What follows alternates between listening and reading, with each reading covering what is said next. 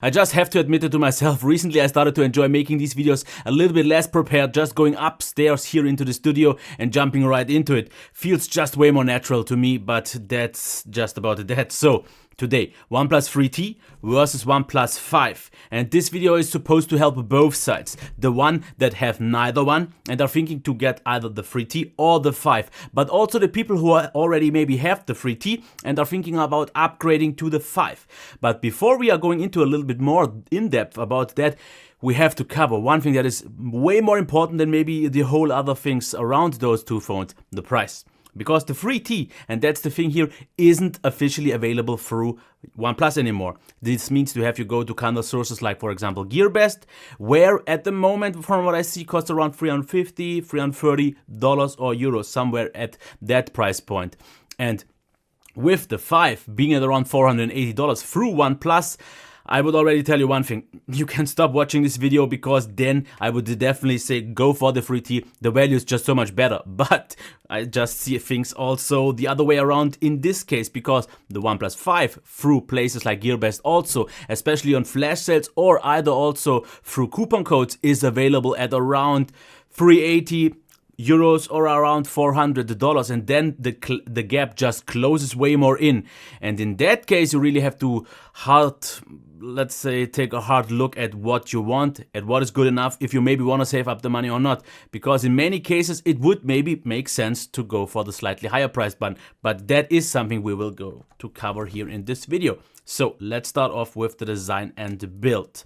First of all, the size. As you can see here, I would definitely say, even though it doesn't look like so much, especially on numbers in terms of the spec sheet, the OnePlus 3T definitely feels noticeably wider, because as you can see here, the back just slightly has a little bit of a curve, where the one on the 5 is way bigger, and this just makes the whole device feel way more narrow. So this one definitely is wider and it feels like that, but I also have to say it feels actually a little bit maybe more premium, not because we have a little bit more frame to it, because if I just do my knock test, both sound super solid, and they are, because buttons, nice tactile feedback, nice audible feedback, and they both feel absolutely premium. But for some reason this actually feels a little bit like it would be a little bit more expensive. I'm not quite so sure why that is actually the case. Maybe it's just the bigger frame that just makes it feel a little bit less fragile, which it really isn't. But otherwise, button placement, as we can see here, is pretty much the same, and the overall layout pretty much the same. So that definitely won't change much. What though makes a little bit more of a difference for me is the in-hand feel, because I like this one. It feels very nice, but this feels like most common 5.5 inches, so still a little bit on the wider, bigger side. And I think the OnePlus 5 definitely managed to do this way nicer, because it feels noticeably thinner, but also just narrow. And this is, like I said in my review, pretty much the only 5.5 inch that I would consider keeping as my own. One reason why I won't keep at least this unit is because I got to the black one. I still can't get quite used to the black one, for the reason that it feels like there is some kind of flower finish on it, which just feels a little bit weird to me. It's also way more slippery than the previous gray version, because I got the offer from GearBest to get this unit for free, and I a little bit by mistake chose the black one, because I thought, let's just go for 8 gigs, let's just go for 128 gigs. But I would say, if I would have had the choice once again, I would definitely, even for me, and this sounds weird, even though I didn't even pay for this unit, go for less storage, less RAM, but the just better in-hand feel, because the other one was just way more grippy, and in my opinion just felt way better. Now, if you use cases or skins, that doesn't matter anymore, or if you need more storage or so, I don't think the RAM actually makes a big difference. So in terms of the fingerprint reader, just real quick, both are crazy fast. I would though say that the one on the 5 feels a tad little faster, and this is definitely not a scientific test, because I don't think I actually pressed them properly, because now actually the 3T looks faster. But believe me, both are blazing fast, and none of that will change anything in regard of that. Now the display, it is supposed to be the exact same display, but at least from what I see here, I would say that the difference, or which one you should prefer, actually doesn't matter in terms of which device you get, but I think it's actually more of a quality thing, because those both devices, checking them side by side, and you won't see this through the camera, are calibrated a little bit different if you use the same settings, because the 5, at least from my unit here, is a little bit warmer, where the 3 is a little bit, I would say, actually even clearer and a little bit nicer calibrated. So if I would have to choose, and I wouldn't know about any of these two devices, I would actually say the minimally, but I really mean like a percent, 2% better display is actually due to the, I prefer that a little bit colder calibration of the 5. Of the 3 actually, yes, that might be actually surprising. And it is a little bit hard to juggle between those two, because if we quickly check that, let's just take the time. If we check the screen calibration, there are actual differences, because as you can see here, we have default, sRGB and customization, where on the 5 we have sRGB, DCI-P as well, but custom color, which gives you color control. This is the case here as well, but it's not quite the same, because as you can see here, customization offers you that, but I don't know, the different calibration was a little bit there, because I preferred it just a little bit more by default here.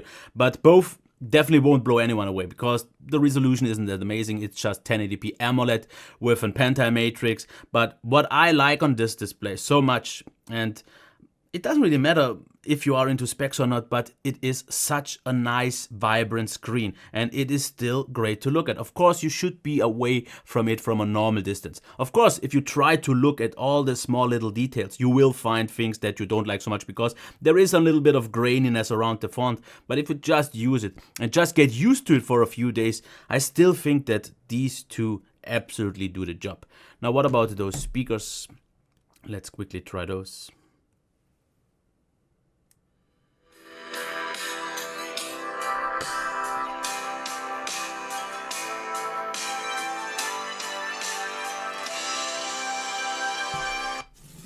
And now the 5.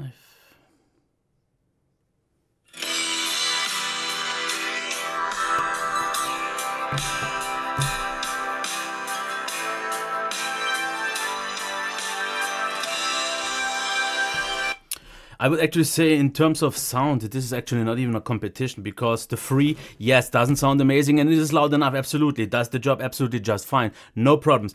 But the 5 also doesn't sound amazing, but it is noticeably, I would say significantly, a lot louder. Quality isn't really better, but it's noticeably louder in terms that now, headphone jack. Now, the 3T is actually already really good, one of the better ones out there, which is something that I can't really say all that often, unfortunately. But the 5 once again is louder, more high quality, a little bit some different, I think, some settings, but it is still better, and that is very good. So this totally gets the job done, but this one even more so. So where the difference is actually in terms of design, where more to personal preference, and in terms of display, depending on what kind of good unit you get, the difference in sound definitely is not the case here.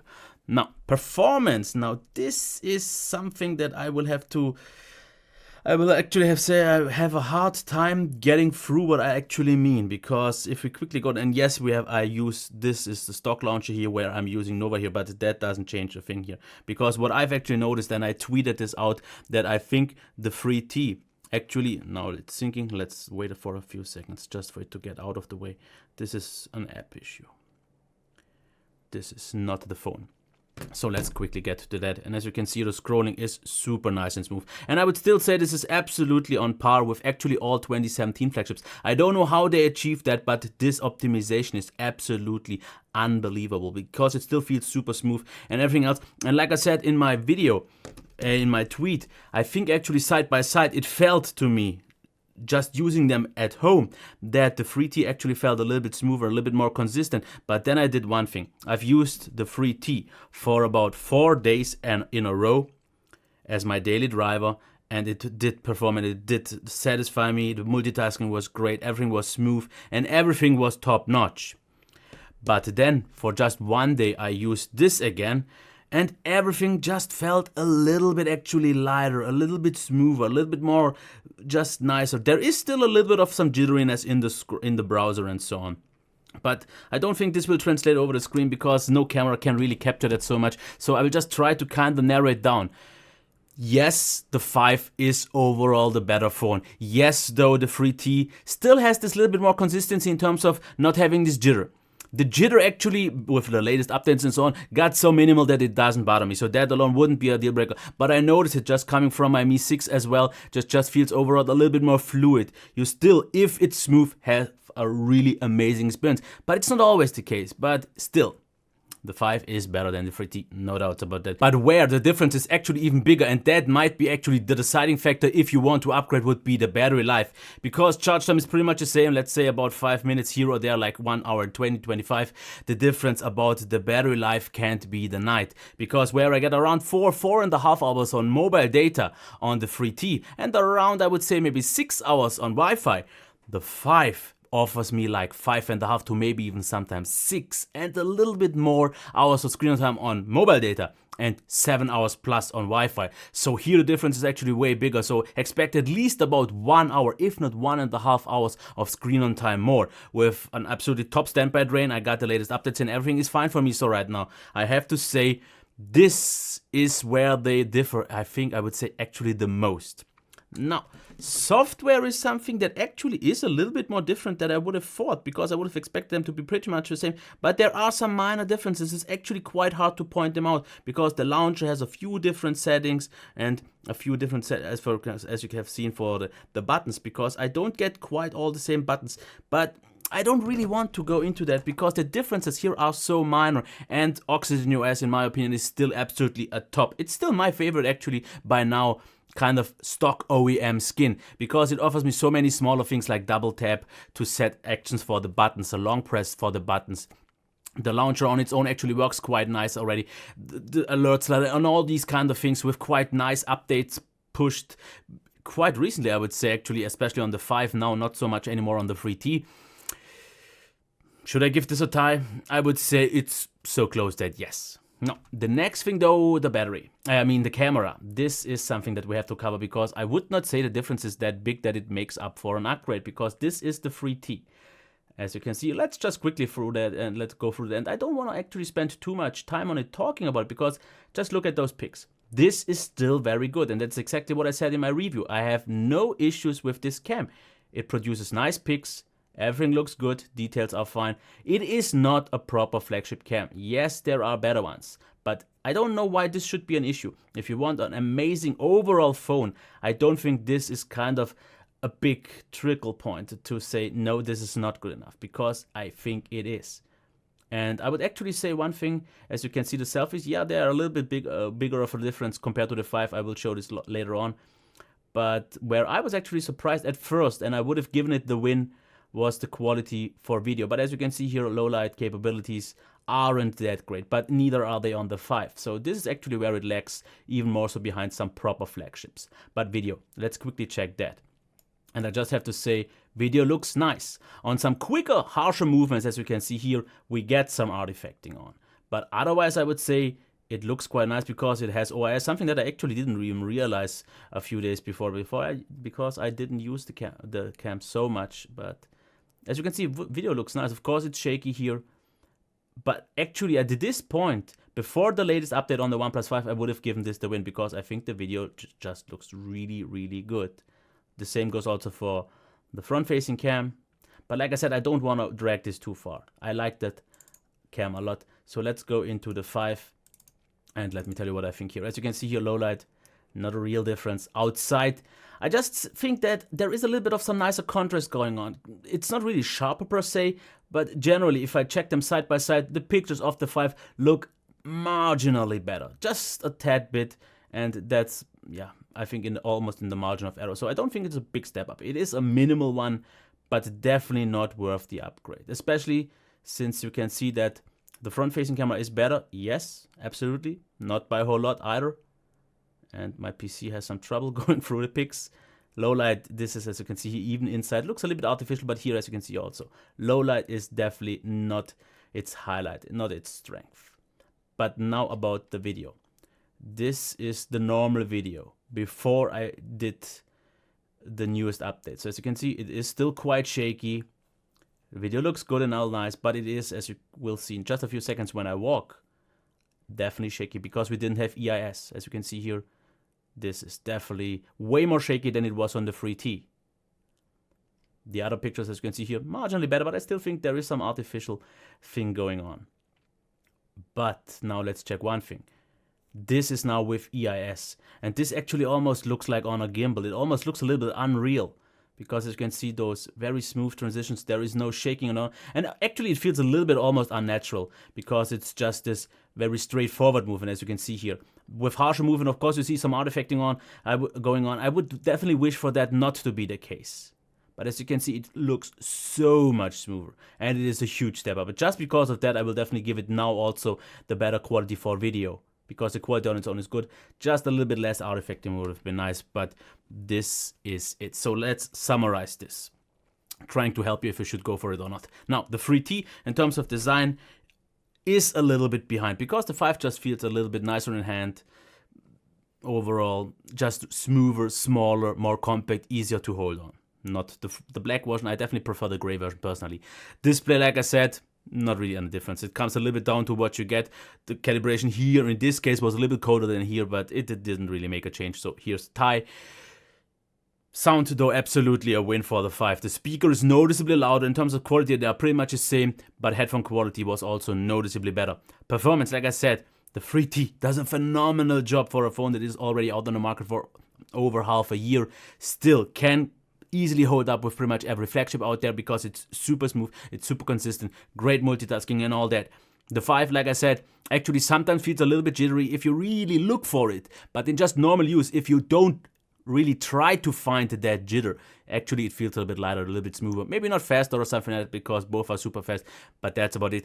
Gaming performance was a little bit, that was better, because the 835 is just better. Battery life, like I said, this is maybe, I would say in my opinion, the biggest deciding factor, because you get an hour or even 1.5 hours more of screen on time consistently. I think that makes a difference, because 4.5 on mobile data is good, a little bit better than decent, but this is actually great. Software, pretty much the same. Camera, for selfies, yes, the 5 is a little bit better, not much. The main camera is a little bit better, but really not by much. It just looks like a little bit more of a pleasant video. Low light is not great on both. And the video, now thanks to EIS, at least if you want that gimbal look, definitely wins it. So I would say if the difference is $100 or euros plus, depending on where you get it, I would go for the 3T just because it offers the better value. I can't just deny it, because this still is a top-notch phone. I can still easily recommend it. Now, if you want maybe the slightly overall better phone with the better future-proofness, especially now with updates getting a little bit faster and for a longer period of time, after all, it is now the new king of the hill from OnePlus, it comes down to the price. If you get it from Gearbest, for example, on a flash sale for around 400 and this for 350, I don't think you should kind of save up for not spend those 50. You should definitely go 50 more and you get the overall more polished better, because it's in every aspect better. It's not like the 5 or the 3T is better in some aspects. Maybe designed for a few people because I know the iPhone look and so on, but I don't care about that. But everything is better. And if the difference isn't, like I said, more than like 100 or so, you should still go for the 5. At 100, you should definitely think closer about it, because if you go for it officially from OnePlus and the other one imported, the difference gets bigger. And then maybe it still is absolutely a legit phone. And if you maybe get it refurbished somewhere or maybe used or something like that, absolutely. The closer it gets to 300 and the closer this gets to 400 or even above, then of course I don't think you should even think about it, because after all they are both so similar.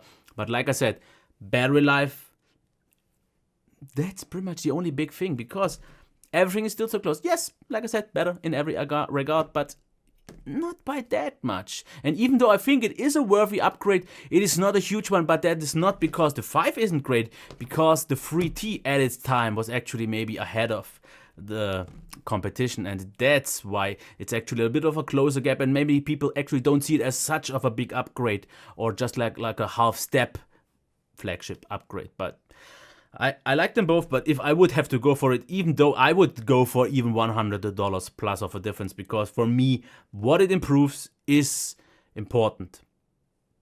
I hope that helped you. I hope it wasn't too long or something like that, but if it was helpful, maybe thumbs up, and otherwise let me know that in the comments down there below. Okay, until next time, bye.